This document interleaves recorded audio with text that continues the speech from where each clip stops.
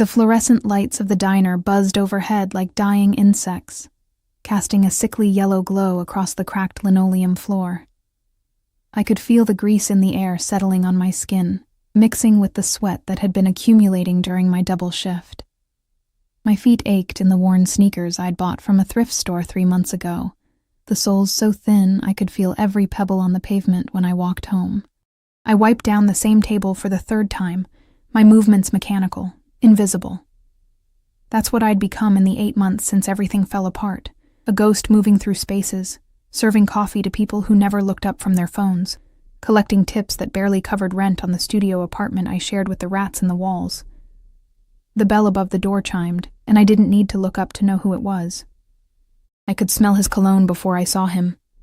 The same woody, expensive scent he'd worn when we were together, when I thought I knew what love meant before I discovered what betrayal tasted like. Emma. His voice cut through the diner's ambient noise. The sizzle of the grill, the clatter of dishes, the murmur of late-night conversations. I forced myself to turn, to meet those familiar brown eyes that had once looked at me like I was precious. Now they held something else, contempt mixed with a proprietary concern that made my stomach turn. Marcus. I kept my voice flat, neutral. Your usual? Where are you going dressed like that? He ignored my question, his gaze traveling from my stained uniform to the black dress I'd hung on a hook in the back room, visible through the kitchen's pass-through window. The dress. God, the dress. It was the nicest thing I'd owned in months, bought with tips I'd been saving for 3 weeks.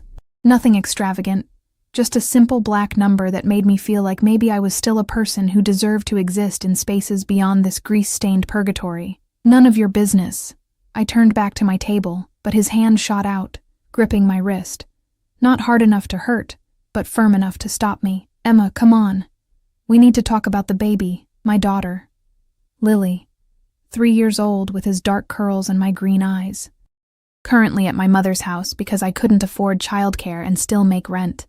The thought of her, sleeping in her grandmother's guest room, surrounded by the few toys I'd managed to keep when we lost the apartment, made my chest constrict. You mean the child support you haven't paid in 4 months? I kept my voice low, aware of the other customers, of my boss wiping down the counter with his usual scowl. Or did you mean the custody arrangement you ignore whenever it's inconvenient? His jaw tightened. I've been dealing with some financial issues. You're wearing a watch that costs more than my annual income. The Rolex gleamed on his wrist, catching the diner's harsh light. He'd always had money, or at least access to it. His family owned a chain of car dealerships across the state. What he hadn't had was loyalty or honesty, or any sense of responsibility beyond his own comfort. Look, he said, his tone shifting to that condescending patience that used to make me feel small. I'm worried about you. Going out, leaving Lily with your mother all the time. You're meeting someone, aren't you? The audacity. The sheer, breathtaking audacity of the man who'd cheated on me while I was pregnant, who'd emptied our joint account and left me with a 2-month-old and an eviction notice, now standing in my workplace and questioning my choices. My shift ends in 10 minutes. You need to leave. Who is he? Marcus's voice dropped, taking on an edge I recognized, jealousy. As if he still had any claim to me, to my life, to my future. Some guy you met here? Another deadbeat who can't... She said leave. The voice came from behind Marcus. Smooth and quiet, and somehow more threatening than if it had been shouted. The temperature in the diner seemed to drop 10 degrees. I looked past Marcus's shoulder and felt the air leave my lungs. The man standing there was tall, at least 6'3", with dark hair styled with casual precision, and wearing a suit that probably cost more than my car used to be worth before it died last winter. But it wasn't the expensive clothes or the height that made my pulse spike. It was the way he stood, the absolute stillness of someone who'd never had to prove his authority, because it radiated from him like heat from asphalt in summer. His eyes were dark, almost black in the diner's lighting, and they were fixed on Marcus with the kind of attention a predator gives prey. Behind him, near the door, stood another man. Built like a linebacker, hands clasped in front of him, watching the room with the practiced awareness of security. This is a private conversation, Marcus said, trying to inject authority into his voice, and failing spectacularly. The stranger smiled, and it was the most terrifying expression I'd ever seen. No. It's finished. Marcus opened his mouth to argue, looked at the stranger's face, then at the man by the door, and apparently reconsidered. He turned back to me, his expression a mixture of anger and something that might have been concern if I was generous enough to believe he was capable of it. We're not done talking about this, Emma. About Lily, about— Yes, you are. The stranger's voice remained quiet, but Marcus flinched as if he'd been struck. My ex-boyfriend left without another word, the bell above the door marking his departure with a cheerful jingle that felt obscene given the tension crackling in the air. I stood there, cloth still in my hand, staring at the man who'd just— what? Defended me? Threatened Marcus? Both? Thank you, I managed, my voice shakier than I wanted. You didn't have to. Your shift ends now. It wasn't a question. I glanced at the clock. He was right. 10 minutes had somehow evaporated during the confrontation. My boss was already counting the register, clearly wanting to close up. Yes, I need to change. Those dark eyes moved over me. Not in the way Marcus had looked at me, with judgment and possession, but with something else. Assessment. Interest. A hunger that made my skin prickle with awareness, and something dangerously close to excitement. The dress, he said, and somehow he'd seen it too, through that kitchen window. Wear it. It should have sounded like a command. It did sound like a command. But there was a question underneath it, a request wrapped in certainty, and I found myself nodding before I'd consciously decided to comply. I grabbed my bag from the back room, changed in the tiny bathroom that smelled like industrial cleaner and desperation, and emerged 5 minutes later feeling simultaneously exposed and powerful. The dress fit perfectly, hugging curves I'd forgotten I had, making me feel like someone other than the exhausted single mother who served coffee for a living. The stranger was waiting near the door, and when I approached, he extended his arm. Not grabbing, not demanding, offering, "I'm Alessandro," he said. And his accent carried the faintest trace of something Mediterranean, something that spoke of places far beyond this small Pennsylvania town. Emma. My hand looked pale and small against his suit jacket. I know. The corner of his mouth lifted slightly. The reservation is for 8:30. We should go. Reservation. He'd made a reservation. For me. A stranger who'd walked into a dying diner at 11:45 at night and somehow knew my name. Knew when my shift ended. Knew— How did you— The car is outside. And it was. A black Mercedes S-Class with windows so deeply tinted I couldn't see inside, idling at the curb where the streetlight had been broken for 3 weeks. The man who'd been standing by the door, his security, opened the back passenger door with practiced efficiency. This was insane. This was dangerous. Every instinct I'd developed over 26 years of life was screaming at me to walk away, to go home to my studio apartment, to call my mother and make sure Lily was sleeping safely. But Alessandro was looking at me with those impossible dark eyes, and his hand was still extended, and I could still smell Marcus's cologne lingering in the diner's stale air, could still hear his voice asking where I was going dressed like that, as if I needed his permission, as if I hadn't earned the right to feel beautiful after everything I'd survived. I placed my hand in Alessandro's and let him guide me into the car. The interior smelled like leather and something subtle and expensive. Cedar, maybe, with notes of citrus. The seats were heated despite the mild spring night, and I sank into luxury I hadn't experienced in so long it felt like a memory from someone else's life. Alessandro slid in beside me, close enough that I could feel the heat radiating from his body, far enough that I didn't feel trapped. The security guard took the passenger seat, and a driver I hadn't even noticed pulled away from the curb with smooth precision. "You're afraid," Alessandro observed. And it wasn't a question. "I don't know you." My hands were shaking slightly. I pressed them against my thighs, trying to still them. "No, but you're here anyway." He turned to look at me fully, and in the dim light of passing street lamps, his face was all sharp angles and shadows. Why? Because Marcus had looked at me like I was worthless. Because I was tired of being invisible. because something in Alessandro's eyes had seen me, really seen me, in a way no one had in longer than I could remember. "I don't know," I whispered. "Yes, you do." His hand moved, slowly, telegraphing the motion so I could pull away if I wanted. His fingers brushed my jaw, turning my face toward his. "You're here because you're tired of being afraid. Because you want something more than survival." His thumb traced my lower lip, and I felt that touch everywhere, like electricity running through water. "What do you want from me?" The question came out breathless. Alessandro's smile was slow, dangerous, full of promises I couldn't begin to decipher. "Everything." The restaurant was the kind of place I'd only seen in magazines, the kind where people didn't list prices on the menu because if you had to ask, you couldn't afford to be there. Soft amber lighting cast everything in a warm glow, and the walls were decorated with what I suspected were original paintings, not prints. A pianist played something classical and melancholic in the corner, the notes floating through air that smelled like expensive wine and fresh flowers. Every head turned when we entered, not toward me, toward Alessandro. I felt the shift in atmosphere, the way conversations paused mid-sentence, the way the maitre d' appeared instantly, materializing like he'd been summoned by Alessandro's mere presence. "Mr. Vitale." The maitre d' gave a slight bow, an actual bow. "Your table is ready." We were led through the main dining room to a section I hadn't even noticed at first, a private area separated by frosted glass panels that obscured us from view while still allowing shadowy glimpses of the restaurant beyond. Our table was set for two, with candles already lit and a bottle of wine breathing beside crystal glasses that caught the light like trapped stars.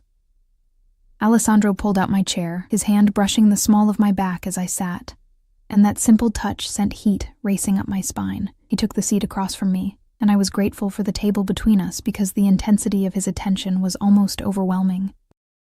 The security guard, I still didn't know his name, positioned himself near the entrance to our section, his back to us, but his presence unmistakable.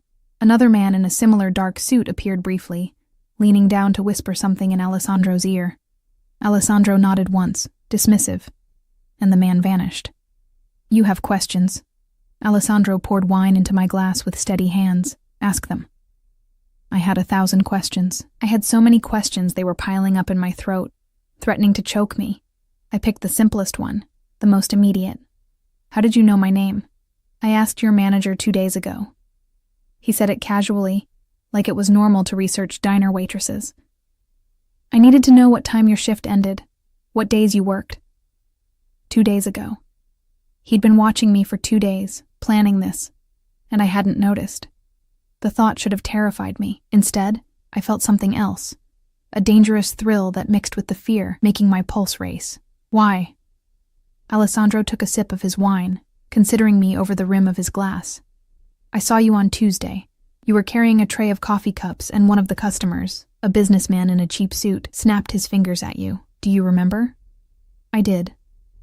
The memory made my jaw clench. The man had treated me like furniture, like an object that existed solely to serve him. And when I'd brought his coffee 30 seconds later than he wanted, he'd left no tip and complained to my manager. "You didn't flinch," Alessandro continued, his voice dropping lower, more intimate. "You didn't cry, didn't argue. You apologized with a smile that never reached your eyes, and then you went back to work. But for just a moment when you turned away, I saw something else in your face." "What?" The question came out as barely more than a whisper. "Fire." His eyes held mine, dark and intense. Rage. Pride. Everything you wouldn't let him see because you needed that job more than you needed dignity. My throat tightened. No one had ever looked at me closely enough to see that, to understand the constant calculation I performed every day. How much could I swallow? How much could I endure? What price was I willing to pay for survival? I don't understand what that has to do with... I despise men who treat women as less than they are. The quiet violence in his tone made me shiver. Men like that businessman. Men like the one who came to your workplace tonight. Marcus.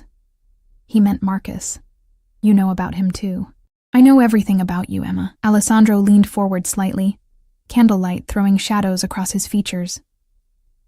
"I know you have a daughter, Lily. 3 years old. I know your ex-boyfriend hasn't paid child support in 4 months. I know you work 60-hour weeks and still barely make rent. I know your car broke down in January, and you've been taking the bus ever since. I know you're 26 years old and you've been invisible for so long you've started to believe that's all you are. Each fact landed like a physical blow. The invasion of privacy should have made me angry, should have sent me running from the restaurant.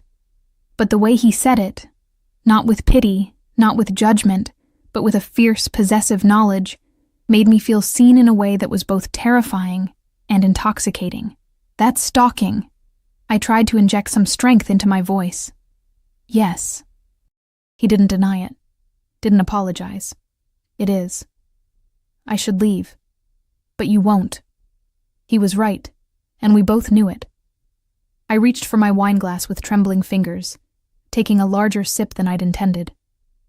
The wine was rich and complex, probably worth more than my weekly paycheck, and it burned pleasantly as it went down.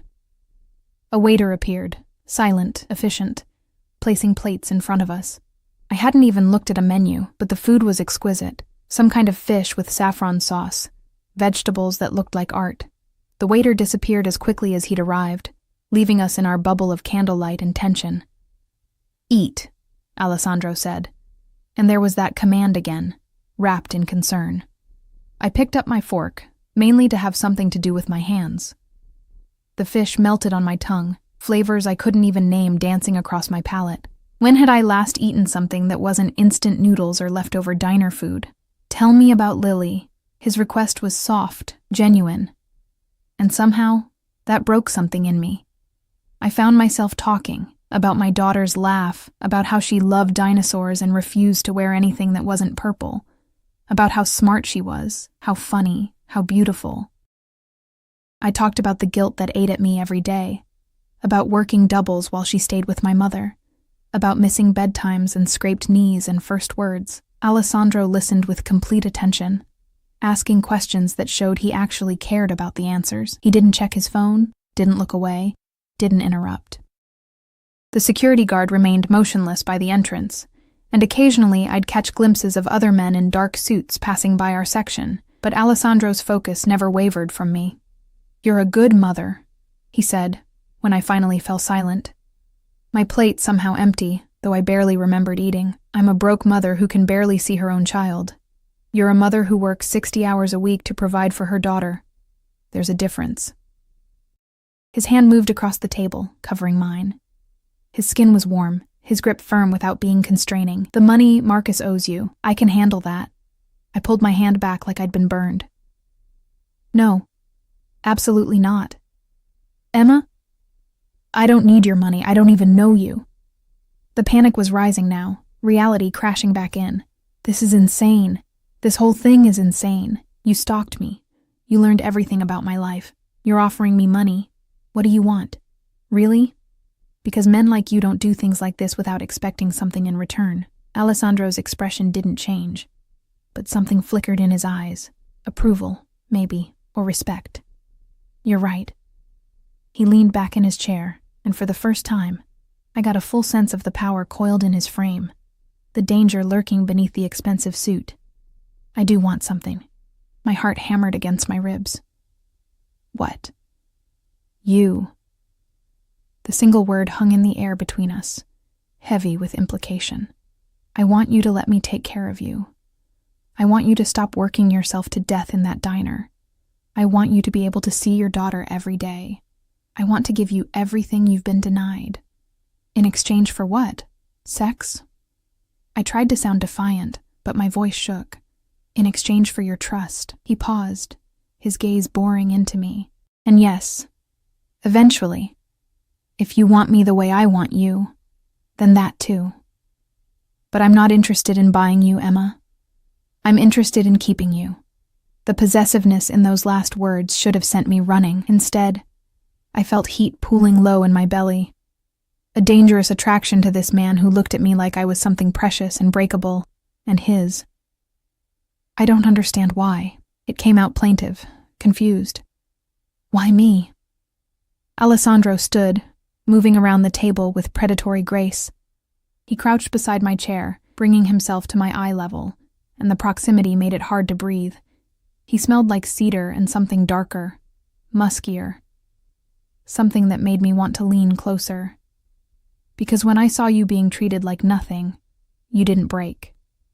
Because when your ex-boyfriend tried to make you feel small tonight, you stood your ground. Because you're raising a daughter alone and working until you collapse and you still have fire in your eyes. His hand came up to cup my face, thumb brushing my cheekbone. Because I looked at you and felt something I haven't felt in 10 years. Want. Need. Hunger. His thumb traced my lower lip again, and this time I couldn't suppress the small sound that escaped me. I'm not a good man, Emma. His voice was rough now, strained. I've done things that would make you run if you knew. But I can give you safety, security, everything you need. All I ask is that you let me. Alessandro. The security guard cleared his throat, a subtle warning. Alessandro's eyes flickered with annoyance, but he stood, pulling a phone from his jacket pocket.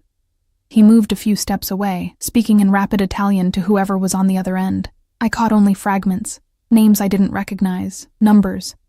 Something about a shipment. When he returned, his expression had hardened slightly, the dangerous edge more pronounced. I need to handle something. He pulled out his wallet, black leather, thick with cards and cash, and extracted several bills, hundreds, multiple hundreds. He placed them on the table, for the meal, and for a car to take you home. I can't accept. You can, and you will. The command was back, no softness now. My driver will take you wherever you need to go. Tomorrow night, same time, I'll pick you up from the diner. I haven't agreed to see you again. Alessandro leaned down, his lips brushing my ear, and I felt that touch in every nerve ending. Yes, you have. His breath was warm against my skin.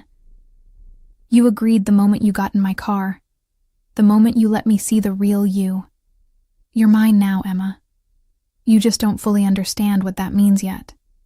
He pressed something into my palm, a business card, heavy stock, embossed with a name and a single phone number.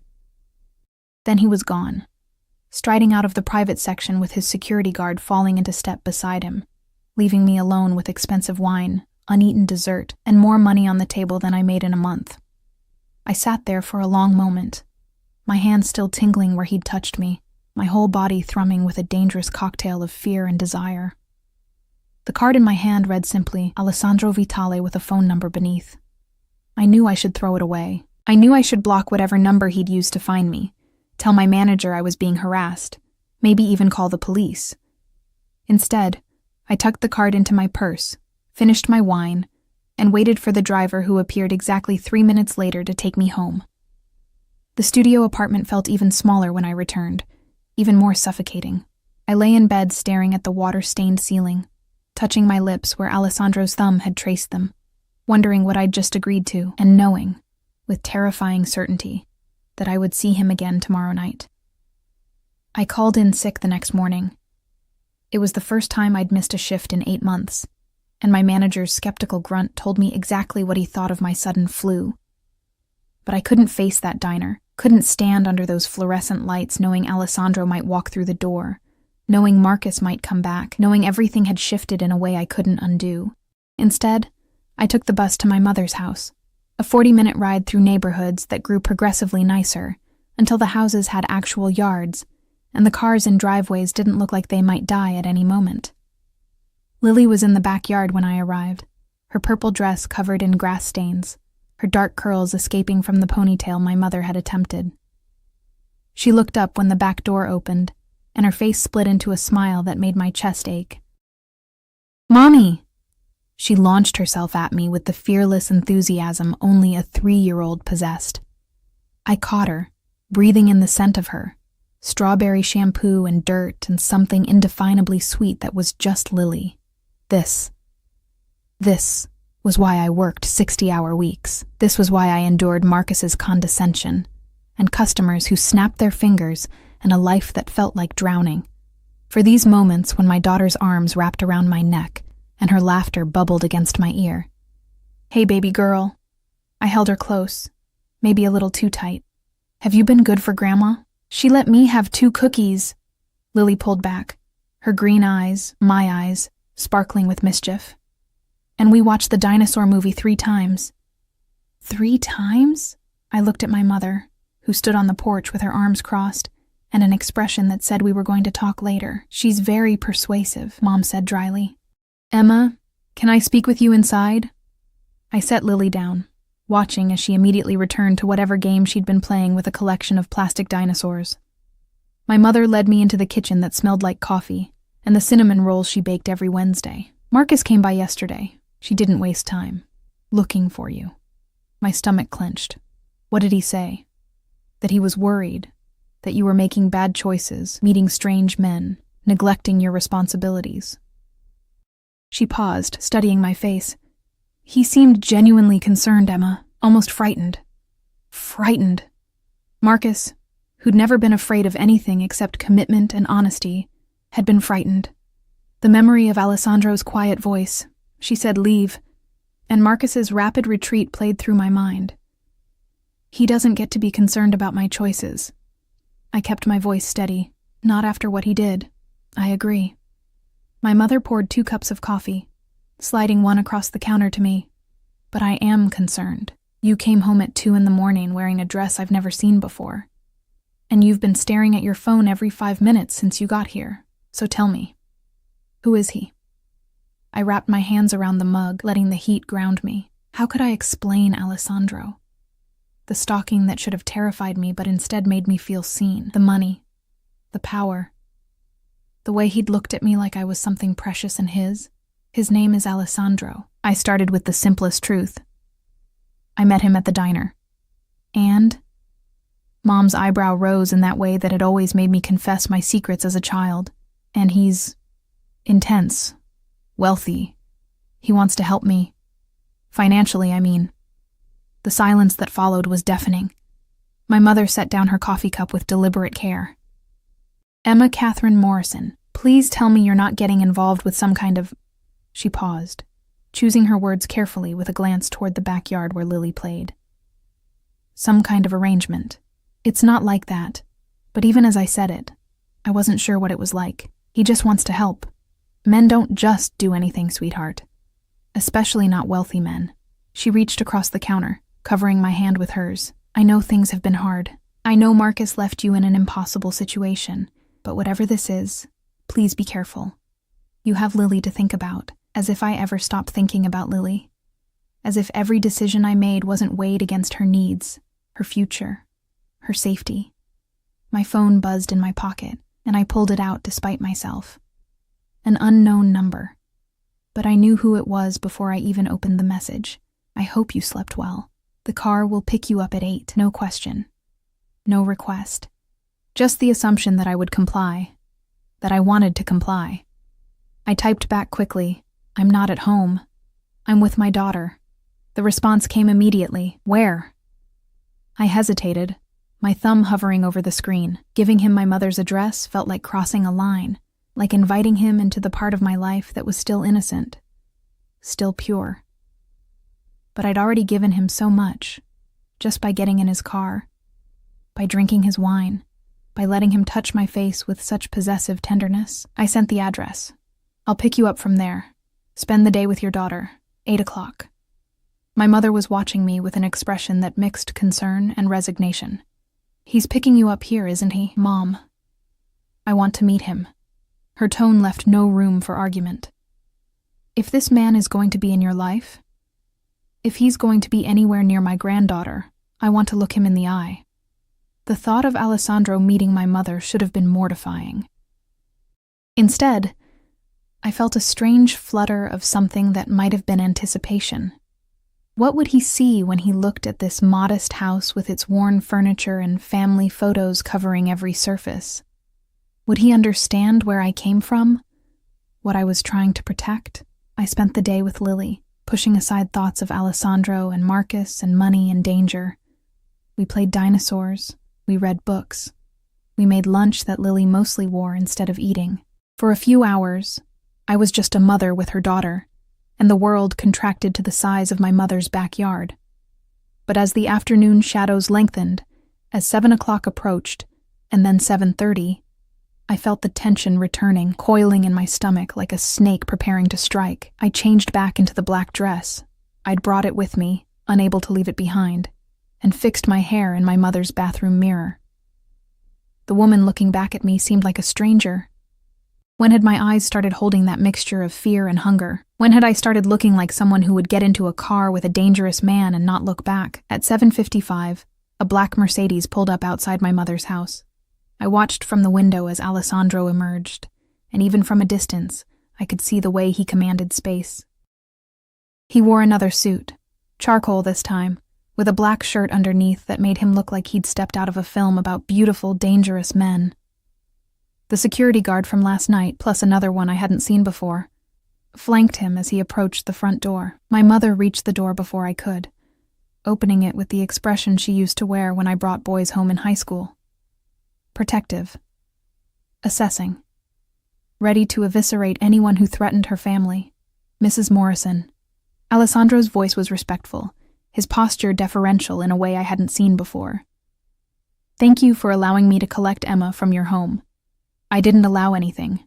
My mother's tone was cool. My daughter is an adult who makes her own choices, but since you're here, you might as well come in for a moment.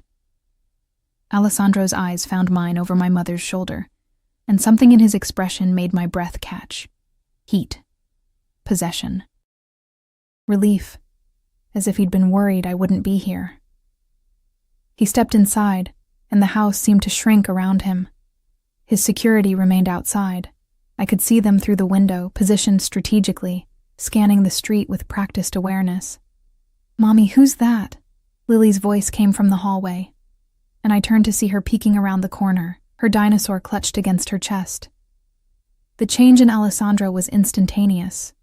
The dangerous edge softened, and he crouched down, the same way he had in the restaurant, bringing himself to Lily's eye level.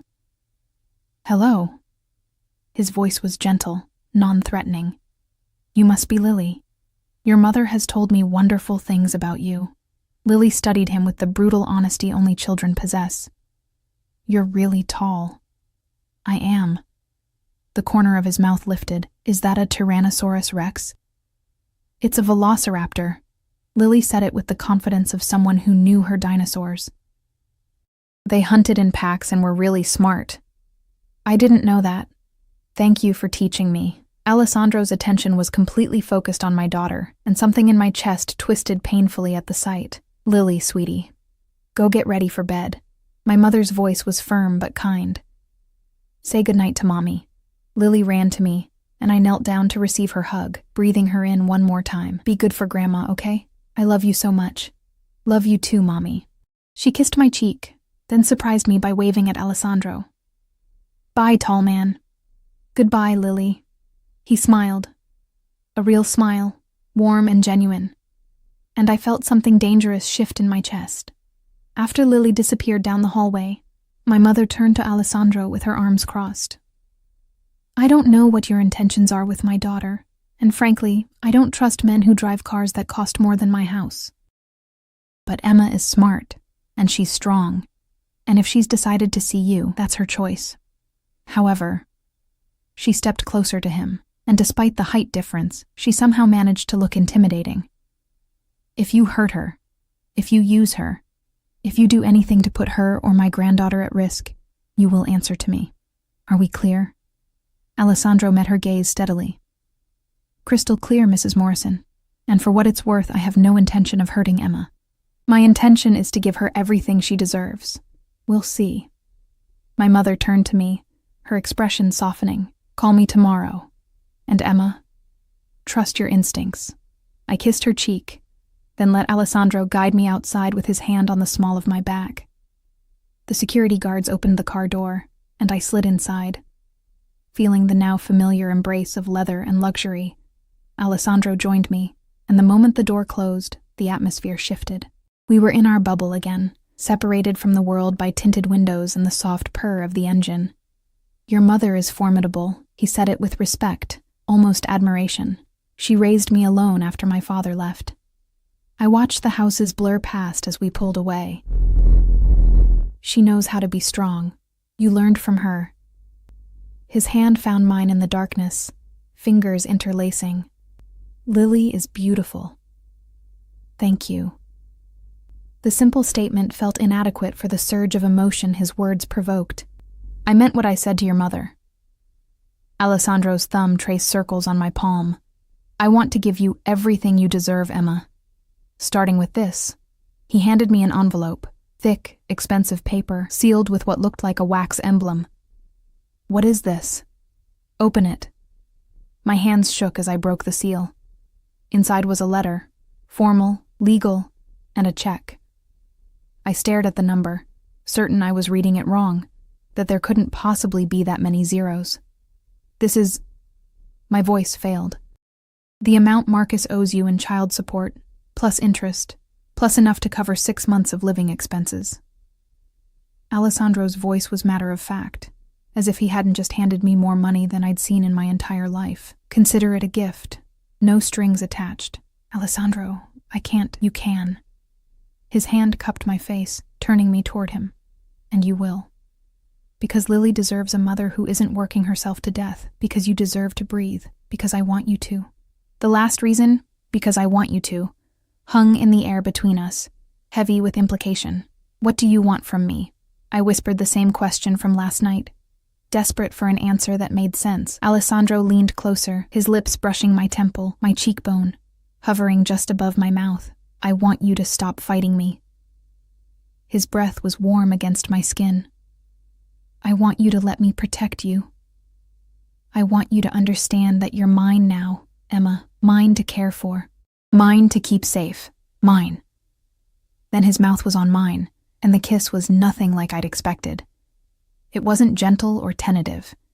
It was possessive, consuming, a claim and a promise wrapped together. His hand tangled in my hair, holding me in place while his tongue traced my lower lip, demanding entrance. I opened for him, and the kiss deepened, became something hungry and desperate. His other hand gripped my waist, pulling me closer, and I went willingly, drowning in sensation. The taste of him, the scent of cedar and danger, the heat of his body against mine. When he finally pulled back, we were both breathing hard, and his eyes had gone almost black with desire. "Mine," he repeated. And this time I didn't argue. The car didn't take us to another restaurant. Instead, we drove through the city, past the neighborhoods I knew, into areas where the buildings grew taller and the streets cleaner. We pulled up to a high-rise that gleamed with glass and steel, its entrance guarded by a doorman who nodded respectfully as Alessandro helped me from the car. "Where are we?" My voice sounded small in the cavernous lobby with its marble floors and modern art installations. "Home." Alessandro's hand pressed against my lower back, guiding me toward a private elevator. His security guards remained in the lobby, speaking quietly into phones, their presence a constant reminder of who Alessandro really was. The elevator required a key card to operate, and we rose in silence. 30 floors, 40, 50. My ears popped from the pressure change and I swallowed hard, trying to calm the nervous energy coursing through me.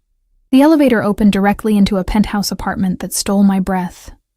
Floor-to-ceiling windows overlooked the city, the lights spreading out like a constellation. The space was modern but warm. Dark hardwood floors, furniture that looked custom-made, artwork that I suspected was worth more than everything I'd owned in my entire life combined. "Alessandro." I turned to find him watching me, his jacket discarded, his shirt sleeves rolled up to reveal forearms corded with muscle. "I shouldn't be here. Where should you be?" He moved closer, predatory and patient.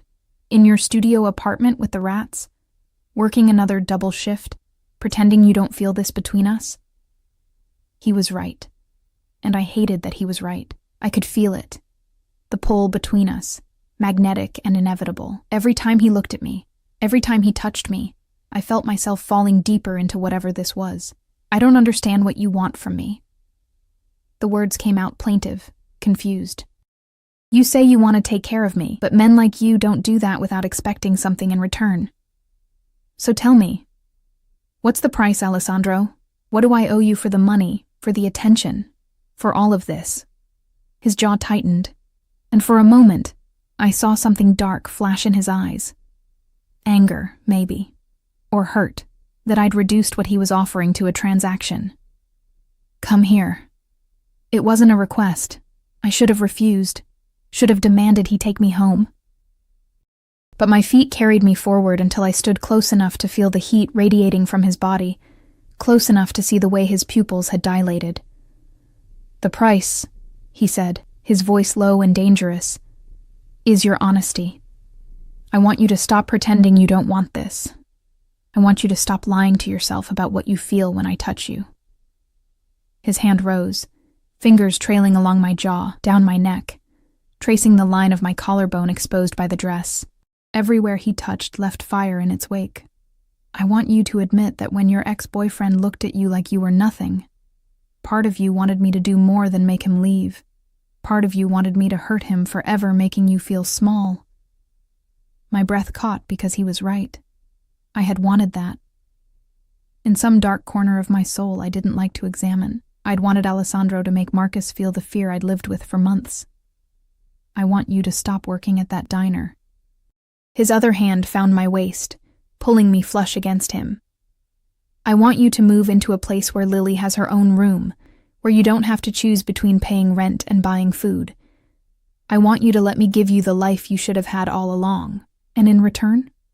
My hands had somehow found their way to his chest, feeling his heartbeat strong and steady beneath my palms. "In return, you let me keep you." His forehead pressed against mine, his breath mingling with mine. "You let me protect you. You trust me when I say that no one will ever make you feel worthless again. You understand that from the moment I saw you, you became mine, and I don't let go of what's mine." The possessiveness should have scared me. It did scare me, but it also made something deep inside me unclench, some knot of tension I'd been carrying for so long. I'd forgotten what it felt like to breathe without it. "I'm not a possession." I tried to inject strength into my voice. "No." His lips brushed mine, feather-light, teasing. "You're something far more valuable. You're mine by choice. Say it, Emma. Tell me you want this." I should have said no. Should have walked away, taken the check, used his money to build a better life, and never seen him again. But his hands were on my waist. His mouth was so close to mine, and I was so tired of being strong alone. "I want this." The admission felt like surrender and freedom all at once. Alessandro's control snapped. His mouth crashed against mine, and this kiss was different from the one in the car. Hungrier, more demanding. His hands roamed my back, finding the zipper of my dress and slowly, torturously pulling it down. The fabric loosened, and cool air hit my skin, but I didn't feel cold. I felt like I was burning. He broke the kiss long enough to look at me, his eyes seeking permission even as his hands held me captive.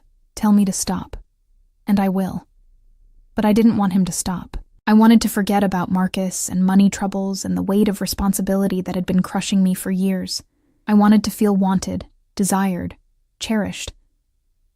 I wanted to be his, even if just for tonight. I reached up, tangling my fingers in his dark hair, and pulled him back down to me. The dress fell to the floor, pooling around my feet, and Alessandro's hands mapped my body like he was memorizing every curve, every scar, every imperfection I'd learned to hate. But the way he touched me, with reverence and hunger combined, made me feel beautiful for the first time in years. He lifted me easily, my legs wrapping around his waist, and carried me through the penthouse to a bedroom that was all dark wood and soft lighting. The bed was enormous, covered in sheets that probably cost more than my monthly rent, and he laid me down on them like I was something precious.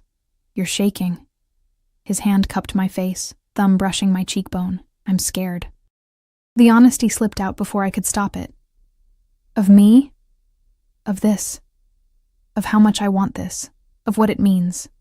I met his gaze, letting him see my fear and my desire tangled together, of what happens when this ends.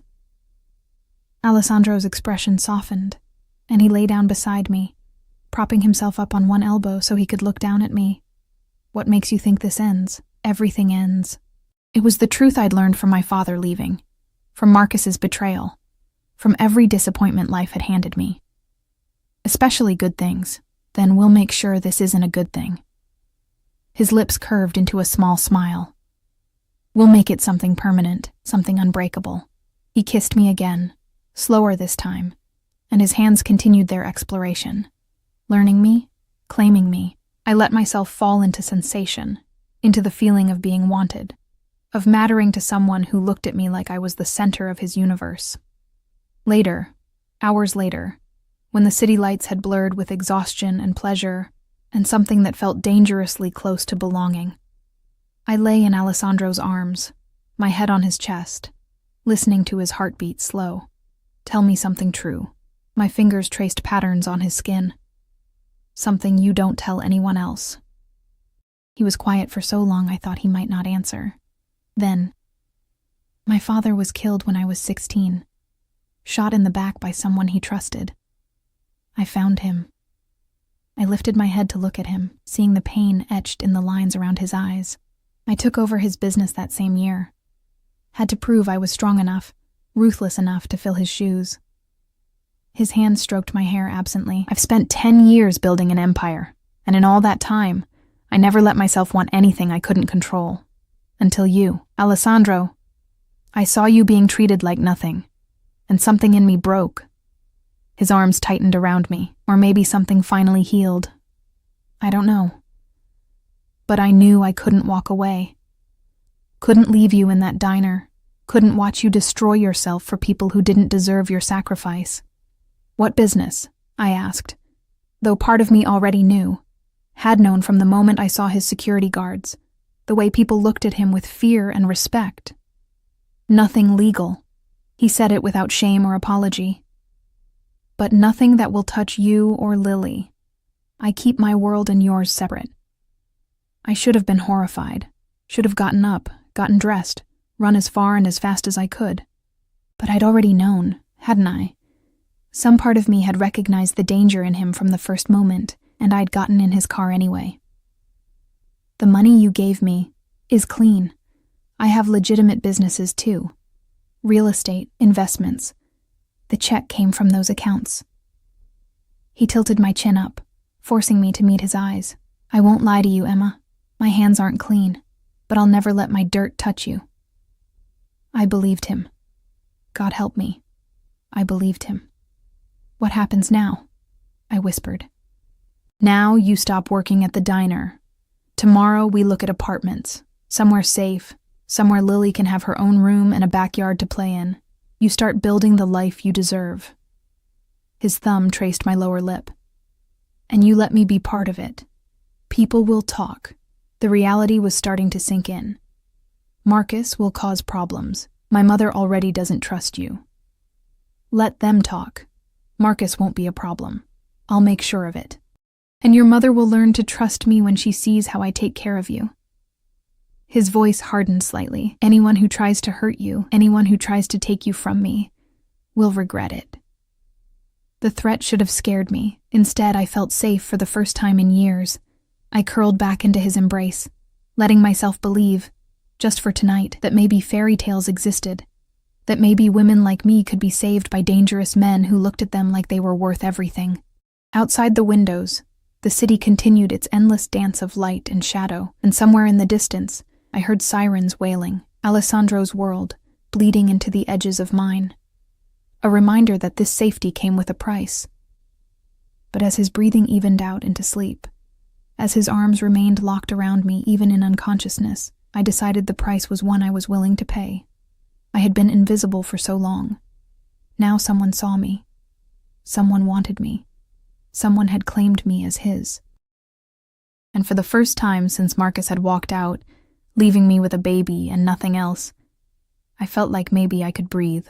3 weeks later, I stood in the kitchen of my new apartment. Our apartment, Alessandro kept calling it. Watching Lily chase bubbles in the backyard through the window, the space was everything I'd never let myself dream of. 3 bedrooms, hardwood floors, a kitchen with appliances that actually worked, and a fenced yard where my daughter could play safely. Alessandro had made it happen in less than a week. One conversation, a few phone calls in rapid Italian, and suddenly I had keys to a place that felt like a home instead of a survival shelter. But the fairy tale had complications. Marcus had shown up at the diner 4 days after Alessandro gave me the check, before I'd had a chance to quit, before I'd moved, when I was still trying to process everything that had happened. He'd been different that night, nervous, looking over his shoulder like he expected something terrible to emerge from the shadows. "Emma, we need to talk." He'd cornered me during my break, his usual arrogance replaced by something that looked like genuine fear. "About this guy you're seeing, Alessandro Vitale." The way he said Alessandro's name, hushed, urgent, made my stomach clench. "What about him? Do you know who he is? What he does?"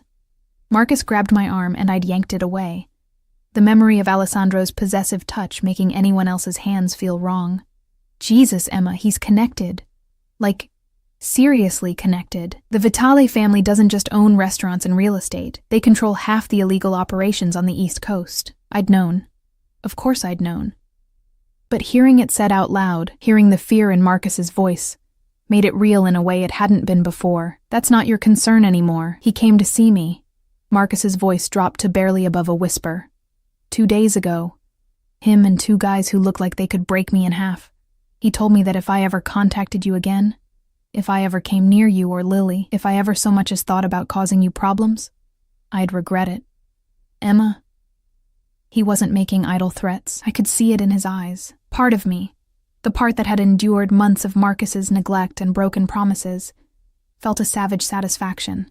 But another part, the part that was a mother, that needed to think about Lily's safety, felt ice-cold fear spreading through my veins. "Did he hurt you?" "No." But he made it very clear he could.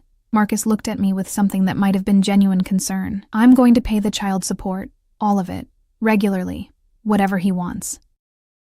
But you need to be careful, Emma. Men like him, they're dangerous.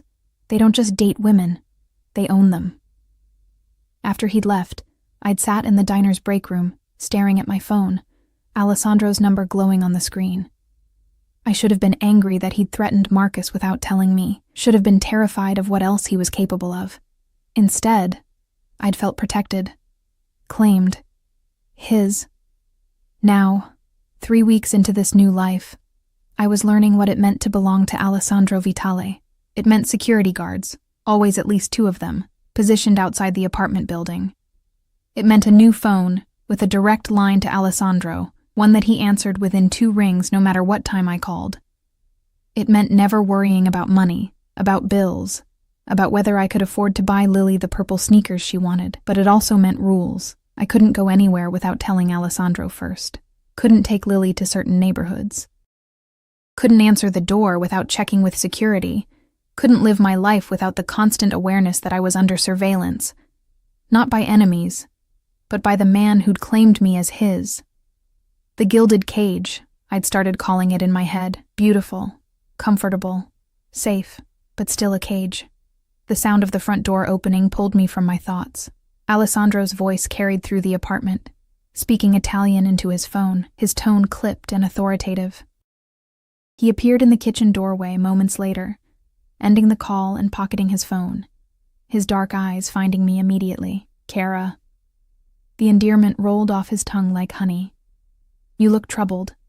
I'd learned he could read me like a book, could sense my moods before I'd fully processed them myself. It was unnerving and comforting in equal measure. "I'm fine." I turned back to the window, watching Lily. Just thinking.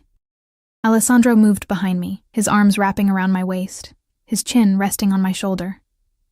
This close, I could smell cedar and gunpowder. He'd been at the shooting range then. He went 3 times a week, maintaining skills I tried not to think too hard about. Thinking about what? About how my life changed so fast. About whether I made the right choice. I leaned back into him despite myself, my body recognizing his before my brain could protest. About what happens when Lily gets older and starts asking questions I don't know how to answer. His arms tightened around me. What questions? About who you are, what you do, why there are always men with guns watching our apartment. I turned in his embrace, looking up at him. "She's 3 now, Alessandro. She doesn't notice. But what about when she's 6, 10, 16? Something flickered in his eyes. Pain, maybe. Or regret. By then, she'll understand that I protect her. That I protect you both. That's all she needs to know. Is it? I pressed my palm against his chest, feeling his heartbeat. Because I'm starting to realize how much I don't know. About your business, about your enemies, about the danger that might touch us just because we're yours. Nothing will touch you. His voice hardened, taking on the edge I'd heard when he dealt with his men. I've made sure of it. The apartment is secure. The guards are the best. Anyone who even thinks about threatening you will answer to me. That's not the point. Then what is the point, Emma? His hands cupped my face, forcing me to meet his gaze. Do you regret this? Regret me? Did I? That was the question that kept me awake some nights. Lying beside him in the massive bed, listening to his breathing, feeling the weight of his arm across my waist, like a claim and a promise. No. The admission came easier than it should have. I don't regret you. But I'm scared, Alessandro. I'm scared of how much power you have over my life. I'm scared of what it means that I can't imagine going back to how things were before. I'm scared that I'm teaching Lily that this is normal, that men who control everything, who have people killed. I saw the truth of it flash in his eyes. The confirmation he'd never speak aloud, are the kind of men we should love. I would never hurt you or Lily. His voice was fierce. Never. Everything I do to keep you safe. I know. And I did know, could feel the truth of it in every possessive touch, every overprotective rule, every time he looked at me like I was the most precious thing in his dangerous world. But that doesn't make this less terrifying. Alessandro was quiet for a long moment, his thumbs tracing my cheekbones. Then, come with me. There's something I need to show you. He led me through the apartment to his office, a room I'd been in only a handful of times, always aware of the expensive technology, the locked filing cabinets, the secrets contained within. He pulled out a key, unlocking a drawer and extracting a thick folder. This is everything. He handed it to me. My legitimate businesses, my assets, my will. If something happens to me, everything goes to you and Lily. You'll be protected, provided for, untouchable. I stared at the folder, not opening it. Why are you showing me this? Because you need to understand what you mean to me. He turned my face up to his. I've spent 10 years building power, making sure no one could ever hurt me the way my father was hurt. I've been ruthless, cold, alone, and then I saw you, and everything I'd built suddenly had a purpose beyond survival. You and Lily. You're what I'm protecting. You're why I do what I do. Alessandro, I love you. The words hung in the air between us, raw and honest and terrifying. I've loved you since the moment I saw fire in your eyes while you smiled at a man who treated you like nothing. I love your strength, your sacrifice, your fierce protection of your daughter. I love that you challenge me, that you're scared but you're here anyway.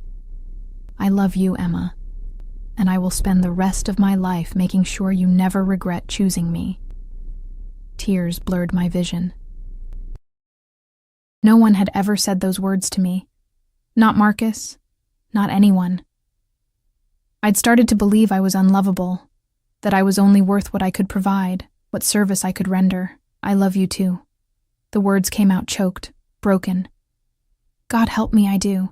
Even though I'm terrified, even though I don't understand your world, even though I know I should run, I love you. Alessandro kissed me then, deep and possessive and tender all at once. And I kissed him back with everything I had.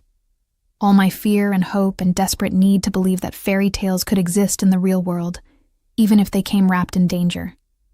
When we finally broke apart, both breathing hard, he pressed his forehead to mine. Marry me. I pulled back, certain I'd misheard.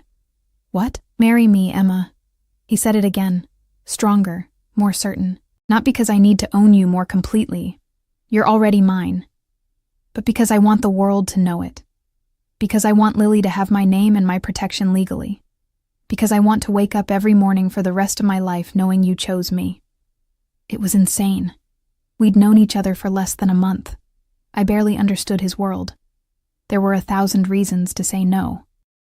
But when I looked at him, at the dangerous, powerful man who'd seen me when I was invisible, who'd given me safety when I was drowning, who loved my daughter like she was his own, I couldn't find a single reason that mattered more than the way my heart leaped at the thought of being his forever. Yes. The word came out as barely more than a whisper. Yes. I'll marry you. Alessandro's smile was radiant, transforming his usually severe features into something boyish and beautiful.